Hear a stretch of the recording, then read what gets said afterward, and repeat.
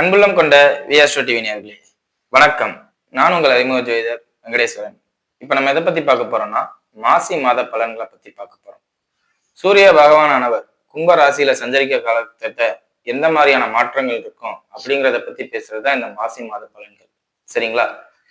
பலன்களை பத்தி பார்க்கறதுக்கு முன்னாடி எந்தெந்த கிரகங்கள் எங்கெங்க இருக்கு, எப்பப்ப பயிற்சி ஆகுது அப்படிங்கிறத பார்ப்போம். சூரிய பகவான், புதன் பகவான், ராகு பகவான், இவங்க 4 பேருமே, சுக்கிரன் பகவான் உட்பட இவங்க 4 பேருமே கும்பராசியில தான் இருக்காரு. சனி பகவான் மீனராசியில இருக்காரு. சுக்கிர பகவானானவர் மாசி மாதம் 17ஆம் தேதிக்கு பின் மீனராசிக்கு சஞ்சரிக்கிறார். அதே மாதிரி குரு பகவான் மிதுன ராசியில இருக்கார். மாசி மாசம் 23, அதாவது கடைசி காலகட்டத்துல வக்ர நிவர்த்தி அடைகிறார். சரிங்களா? அதே மாதிரி சிம்மத்துல கேதுவும் மகரத்தில் செவ்வாயும் இருக்கிறார்கள்.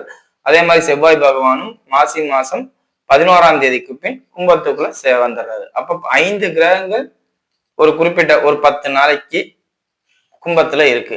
இப்படி நடக்கிறதுனால எந்த மாதிரியான மாற்றங்கள் இருக்கும்? இது உலக ரீதியா பார்த்தோம்னா வர்த்தகம் தொடர்பான விஷயங்கள் நிறைய நடக்கும்.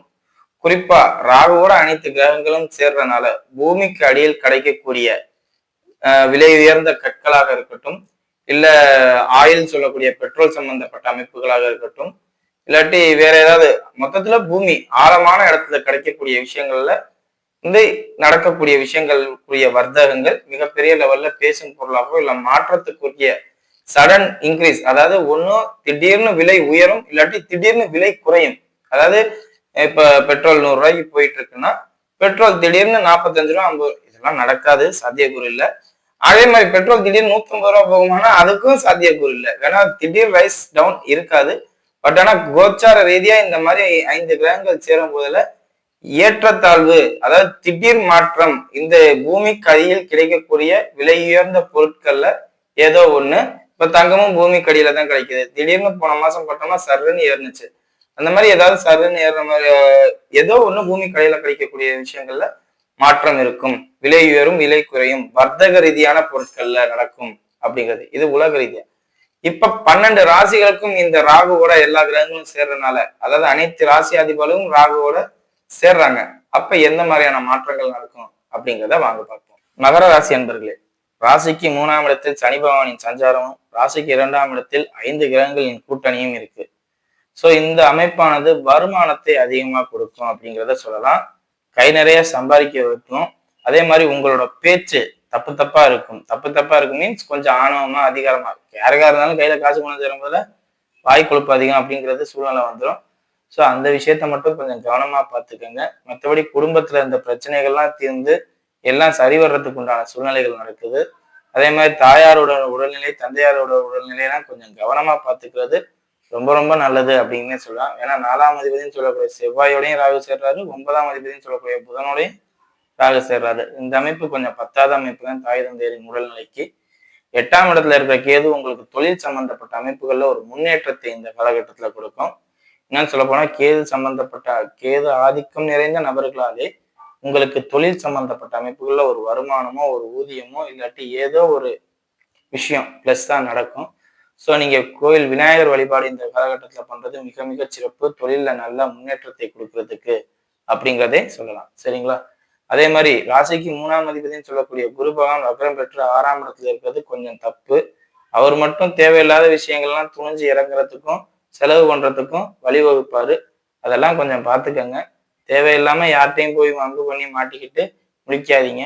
சில நேரத்துல உங்களுக்கே அது ரிவர்ஸ் அடிச்சிடும். நீங்களே வாலண்டியரா போய் வம்பு பண்ணீங்கன்னா அந்த வம்பு உங்களுக்கே ரிவர்ஸ் அடிக்கிறதுக்கு ரொம்ப நேரம் ஆகாது.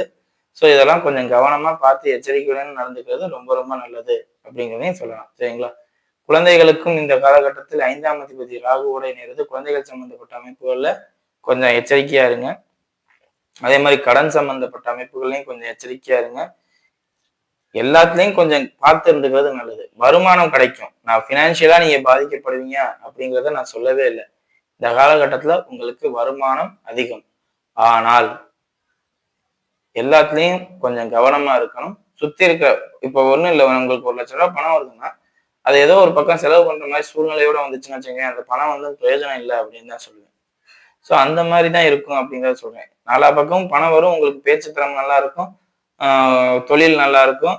அதே மாதிரி கடன் கொடுத்து உங்க தொழிலை தூக்கி விடுறதுக்கு ஆள் இருக்கும் அப்படின்னு சொன்னேன். இப்போ வரையும் சொல்றதை பாருங்க. நண்பர்கள் உதவி கிடைக்கும் நான் சொல்லவே இல்லை. குடும்பம் உதவி பண்ணும் அப்படின்னு சொல்லவே இல்லை. ஸோ இவங்கெல்லாம் கொஞ்சம் பிரச்சனைக்குரியவங்களாவும் மாற மாட்டாங்க, வேடிக்கை பார்ப்பாங்க. ஸோ அவங்கெல்லாம் சுத்தி இருக்கிற எல்லாரையும் பார்த்து நீங்க உதவி பண்ண வரமாட்டாங்க. உங்களோட சொந்த கையை உணர்வு காரணம் போட்டு எந்திரிச்சு ஓடுற மாதிரி சூழ்நிலை இருக்கும் அப்படிங்கிறது தான் சொல்றேன். சரிங்களா? மற்றபடி எதுவும் பாதிப்பு இல்லை. வழக்கு சம்பந்தப்பட்ட அமைப்புகள் இந்த காலகட்டத்துல உங்களுக்கு நல்ல தீர்ப்பு வரும் அப்படின்னு எதிர்பார்க்க வேண்டாம். காரணம் என்னன்னா 8ஆம் அதிபதியோட ராகுவும் 8ஆம் இடத்தில் கேதுவும் இருப்பது வழக்கு சம்பந்தப்பட்ட அமைப்புகள்ல உங்களுக்கு ரிவர்ஸான பதில் தான் கிடைக்கும், வெற்றி கிடைக்கவே கிடைக்காது. அதே மாதிரி உங்களுக்கு மாணவர்களாக இருக்கும் பட்சத்தில் படிப்பு சம்பந்தப்பட்ட அமைப்புகள்ல ரொம்ப ரொம்ப கவனம் தேவை. ஏன்னா 4ஆம் அதிபதி செவ்வாய் ராகுவோட இணைய போறார். 9ஆம் அதிபதி புதன் வக்ரம் பெற்றுட்டார். அப்படிங்கும்போது உங்க வாத்தியாரும் சரியில்லை, நீங்களும் சரியில்லை அப்படிங்கிற ஒரு தன்மையில இருக்கும். ரிசர்ச் சம்பந்தப்பட்ட ஃபீல்ட்ல இருக்கிறவங்களுக்குமே இந்த காலகட்டத்துல அவங்க தேடினது கிடைக்காது. தேவையில்லாத வீண் செலவுகளும் விரயங்களும் பண்ணிக்கிட்டு இருக்கிற மாதிரி சூழ்நிலைகள் வரும். அதெல்லாம் கொஞ்சம் பார்த்து பண்ணிக்கிட்டீங்கன்னா போதுமானது, எல்லாம் நல்லா இருக்குன்னே சொல்லலாம்.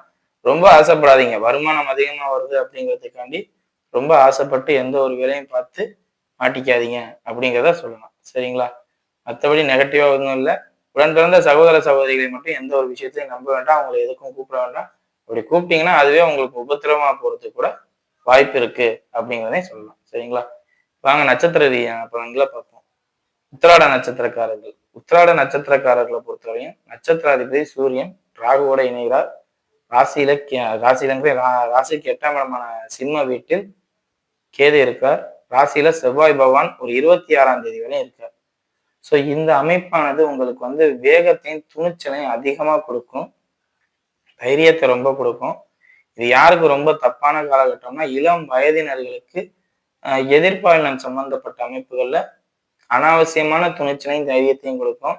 அந்த துணிச்சல் உங்க வாழ்க்கையை முடிச்சிடும் வாழ்க்கையை முடிச்சிடுங்கிறதோட ஒரு வாழ்க்கையில ஒரு டேர்னிங் பாயிண்டா கூட மாறும் அப்படிங்கிற மாதிரி உள்ள விஷயங்கள்லாம் நடக்கும். ஸோ கொஞ்சம் நிதானமா அமைதியா நீங்க எந்த ஒரு வேலையும் பார்த்தா உங்களுக்கு எல்லாம் பிளஸ்ஸா இருக்கும் அப்படிங்கிறத சொல்றேன்.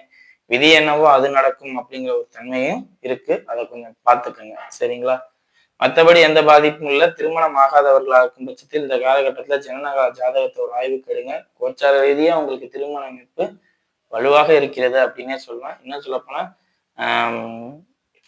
பூச நட்சத்திரம் வர நேரத்துல உங்களுக்கு ரொம்ப நல்லாவே இருக்கும். அதாவது ராசிக்கு 7ஆம் இடத்துல சந்திரன் ஆட்சி பெறும்போது அந்த காலகட்டம் வரும்போதுல அந்த திருமண அமைப்பு ரொம்ப வலுவாவே இந்த காலகட்டத்துல வருது அப்படிங்கிறத கோச்சார ரீதியா வருது அப்படிங்கிறத சொல்றேன்.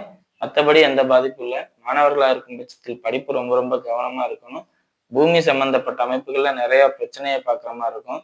தந்தை வழி உறவினர்களும் தாய் வழி உறவினர்களாலும் இந்த நேரத்துல தேவையில்லாத மன உளைச்சலுக்கு உண்டாகக்கூடிய நட்சத்திரக்காரர்கள்ல உத்திராட நட்சத்திரக்காரர்களும் ஒருவர் அப்படிங்கிறதையும் சொல்லலாம்.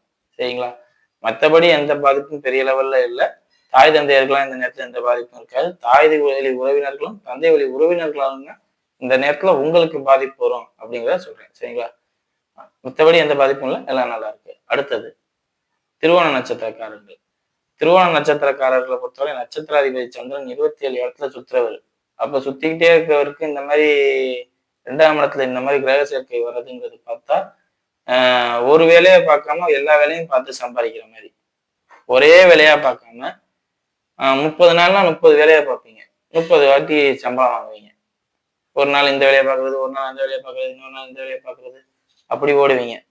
ஸோ இந்த காலகட்டம் உங்களுக்கு வருமானம் வரும், ஆனா நிலையானதா இருக்காது, ஸ்டாண்டர்டைஸ்டா இருக்காது அப்படிங்கிறத சொல்லலாம். எந்த ஒரு தொழிலுமே இல்லை எந்த ஒரு வேலையுமே ஒரே இதா போகும்போதில் தான் அது ஜெயிக்கும். நேரத்துக்கு நேரம் மாறிக்கிட்டே இருக்குன்னா அது வந்து சம்பாத்தியத்தை கொடுக்கும், பட் ஆனால் அது நிலையாகாது அப்படிங்கிறத சொல்லலாம். ஸோ அது ஜனனகால ஜாதகமும் அதுக்கு ஒத்துழைச்சாதான் அந்த மாதிரி மாறும். இல்லாட்டி இப்போ வேலை கிடைக்கும் போதிலே ஒரு இடத்துலயே ஸ்ட்ராங்காகி உட்கார்ற மாதிரி உள்ள சூழ்நிலைகளும் வரும். பார்த்துக்கோங்க. வெளிநாட்டுக்கு எதுவும் ஏற்பாடு பண்றவங்களா இருக்கும் திருவோண நட்சத்திரக்காரர்களா இருந்தால் இந்த காலகட்டத்தில் வெளிநாடு நிச்சயம் வாய்ப்பு கிடைக்கும். அதுக்கு நீங்க மூவ் பண்ணீங்கன்னா உங்களுக்கு வெளிநாட்டுக்கு போகலாம், சம்பாத்தியம் உண்டு, ஊதிய உயர்வு உண்டு அப்படிங்கிற அமைப்பு உண்டு. அதே மாதிரி ஊரை விட்டு வெளியில போய் ஸ்டேட் விட்டு ஸ்டேட்டு போய் ஒரு சிலர் வேலை பார்ப்பாங்க. அந்த மாதிரி இருக்கிறவங்களுக்கும் இந்த காலகட்டம் நல்லா இருக்கும் அப்படிங்கிறத சொல்லலாம். பூமி சம்பந்தப்பட்ட அமைப்புகளும் வீடு கட்டணும் அப்படிங்கிற அமைப்புகளும் இந்த காலகட்டத்துல நடக்கும். குறிப்பா லோன் வாங்கி வீடு கட்டுற அமைப்புகள் இந்த காலகட்டத்துல உங்களுக்கு லோன் நிறைய பேர் தரேன், கடன் நிறைய பேர் தரேன் அப்படின்னு சொல்லிட்டு வருவாங்க. அதை பயன்படுத்துறதும் பயன்படுத்திக்காததும் உங்களோட விருப்பம் தான் அப்படிங்கிற மாதிரி சொல்லுவேன். சரிங்களா? மற்றபடி எந்த பாதிப்பும் இல்லை. உடம்புக்கு முக்கியத்துவம் கொடுங்க, மனசுக்கு முக்கியத்துவம் கொடுங்க. தேவையில்லாததான் சிந்தனை பண்ணாதீங்க. தேவையில்லாததான் சிந்தனை பண்ணா நைட்டு தூக்கம் போயிடும். காரணம் என்னன்னா, ராசிக்கு 12ஆம் இடத்துக்கு 6ஆம் இடத்துல இருந்து 12ஆம் இடத்தை தொடர்பு கொண்டு வக்ரத்துல இருக்கார். அவர் நிவர்த்தி ஆகிற வரையும் 26ஆம் தேதி 23ஆம் தேதி வரையும் தூக்கம் வராம இருக்கும் அப்படிங்கிறதுதான் இயல்பு. அதை கொஞ்சம் பார்த்துக்கோங்க. சரிங்களா? மற்றபடி எந்த குறையும் இல்லை. அடுத்தது அவிட்ட நட்சத்திரக்காரர்கள். அவிட்ட நட்சத்திரக்காரர்களை பொறுத்தவரை துணிச்சலும் தைரியம் தான் இந்த நேரத்துல பெரிய சிக்கலா இருக்கும். வாய் குறிப்பா, அதாவது யாராவது உங்களுக்கு நீங்க வேலை பார்த்த இடத்துக்கு சம்பளம் கொடுக்க வராங்கன்னா, இல்ல இல்ல வேண்டாம் அப்படின்னு சொல்லி உங்க வாயே நிப்பாட்டும். ஸோ அந்த வாயை மட்டும் குறைச்சிக்கோங்க. ரொம்ப பெரிய ஆள் தான் நீங்க, நான் இல்லைன்னு சொல்லலை. பட் நம்ம உழைச்ச உழைப்புக்கு வருமானம் நமக்கு வேணும், நமக்கு சம்பாத்தியம் இருக்கணும் அப்படிங்கிறதுனால கேட்டு கூட வாங்கிக்கலாம், தப்பு இல்லை. ஸோ நீங்க பாட்டுக்கு பெருந்தன்மையா அறுத்துக்கிட்டு வேண்டாம் அப்படி இப்படின்னு போனீங்கன்னா நாளைக்கு உங்களுக்கு கொடுக்க ஆள் இல்லை அப்படிங்கிறத நல்லா ஞாபகத்துல வச்சுக்கிட்டு ஒரு விஷயத்த வேண்டான்னு சொல்றதுக்கு முன்னாடி ஞாபகம் வச்சுக்கோங்க. உங்க வாய் தான் இந்த நேரத்துல உங்களுக்கு கிடைக்கிறதே கிடைக்க விடாம பண்ணிடும். ரொம்ப அமைதியா இருக்க கத்துக்கங்க. முடிஞ்ச அளவுக்கு பேசாதீங்க. ஆனா துணிச்சல் அதிகமா இருக்கும். எல்லாத்துலயும் வெற்றி காண்பீங்க. ஆசைகளை நிறைவேற்றிக்குவீங்க. மற்றவங்களுக்காக போய் போய் அவங்களோட விஷயங்கள்லாம் பிரச்சனைகள்லாம் தீர்த்து வச்சுட்டே வர அளவுக்கு உங்களுக்கு இந்த காலகட்டத்துல திறமை இருக்கு. சரிங்களா? பெண்களாக இருக்கும் பட்சத்தில் இந்த காலகட்டத்துல கொஞ்சம் கவனமா இருங்க. அதே மாதிரி குறிப்பா மாதவிடாய் சம்பந்தப்பட்ட விஷயங்கள்ல ரொம்ப பிரச்சனை இருக்கும். அதே மாதிரி வயிற்று பகுதிகளில் நிறைய பிரச்சனைகள் வரும் அப்படிங்கிறதையும் சொல்லலாம். சரிங்களா? இது பெண்களுக்கு. ஆண்களாக இருக்கும் பட்சத்தில் செரிமான பிரச்சனை, குறிப்பா லேட் நைட்ல சாப்பிட்றதுனால வர பிரச்சனைகள் பூரா வரும். ஆசிடிட்டி சம்பந்தப்பட்ட விஷயங்கள்லாம் பாதிக்கும் அப்படிங்கிறதையும் சொல்லலாம். ஸோ இதெல்லாம் கொஞ்சம் லேட் நைட்ல சாப்பிட்டாவே இந்த பாதிப்புகள்லாம் வரும். ஸோ இது மாதிரி விஷயங்கள்ல கொஞ்சம் கவனமா இருந்தீங்கன்னா, உணவு செரிமானம் சம்பந்தப்பட்ட விஷயங்கள்ல கவனமா இருந்தா எந்த பிரச்சனையும் இல்லை அப்படிங்கிறத சொல்லலாம். சரிங்களா? மற்றபடி தொழிலா இருக்கட்டும், வியாபாரமா இருக்கட்டும், வேலை சம்பந்தப்பட்ட அமைப்புகளா இருக்கட்டும், எல்லாமே கிடைக்கும். ஒரு லிபரலான நார்மலான கண்டிஷன்ல உள்ள வாழ்க்கையை வாழ்ற மாதிரி உள்ள சூழ்நிலைகள்ல எல்லாமே கிடைச்சிரும் அப்படிங்கிற மாதிரி அமைப்புல தான் இருக்கு. சரிங்களா? மற்றபடி எந்த பாதிப்பும் இல்லை. எல்லாம் நல்லா இருக்கு அவிட்ட நட்சத்திரக்காரர்களுக்கு அப்படிங்கிறதையும் சொல்லலாம். உங்க வாய் உங்களுக்கு லாபகரமா மாற்றிக்கிட்டாவே போதுமானது அவிட்ட நட்சத்திரத்துக்கு அப்படிங்கிறத சொல்லலாம். சரிங்களா? வீடியோ இப்பதான் ஃபர்ஸ்ட் டைம் பார்க்க வந்தா லைக்ஸ் பண்ணுங்க, ஷேர் பண்ணுங்க, கமெண்ட் பண்ணுங்க. சேனலை மறக்காம சப்ஸ்கிரைப் பண்ணுங்க. வேற எதுவும் ஜோதிட ஆலோசனைக்கு கீழே உள்ள நம்பருக்கு கால் பண்ணுங்க. நன்றி.